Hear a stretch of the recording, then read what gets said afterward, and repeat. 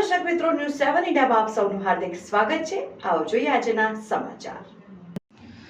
અરવલ્લી જિલ્લા મજૂર એસોસિએશન દ્વારા જિલ્લા વિકાસ અધિકારીને આવેદનપત્ર આપવામાં આવ્યું। છેલ્લા કેટલાય સમયથી નકલી સિંચાઈ વિભાગ કચેરીનો મામલો હજી પણ બંધ કવર અને બંધ બારણે હોય ત્યારે અરવલ્લી જિલ્લાના મજૂર સંગઠનના હોદ્દેદારોએ જિલ્લા વિકાસ અધિકારી અને સિંચાઈ વિભાગના અધિકારીને લેખિત રજૂઆત કરી મીડિયા સમક્ષ નિવેદન આપતા નાગરિકોએ જણાવ્યું કે 4 વર્ષથી સિંચાઈ વિભાગ દ્વારા કોઈપણ કામ કરવામાં આવેલ નથી।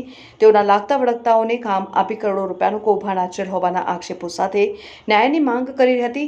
મજૂરી પર નભતા પરિવારો બેરોજગાર બન્યા છે અને આવનારા દિવસોમાં જો કામ આપવામાં નહીં આવે તો સિંચાઈ વિભાગ કચેરી ખાતે ગાંધી ચિંધ્યા માર્ગે જઈ ઉગ્ર આંદોલનની ચીમકી ઉચ્ચારી। Reporter Hitendra Patel, news 7 India, Aravalli. Padmaji ward, હું મેઘરજ મજૂર કામદાર સહકારી મંડળનું ચેરમેન છું। છેલ્લા 2021થી અમારી મંડળીના મેઘરજ તાલુકાની મંડળીમાં કોઈ પણ કામ હજુ સુધી મળ્યા નથી। તે કામો માટે અમે રજૂઆત કરવા માટે માન્ય શ્રી ડીજી સાહેબને ત્યાં આવ્યા હતા આજે રજૂઆત કરવા માટે। અને છેલ્લા 1 વર્ષથી ટ્રાયબલના કામો જે આવેલા છે તેની પણ સિંચાઈ દ્વારા હજુ એજન્સી કરવામાં આવતી નથી।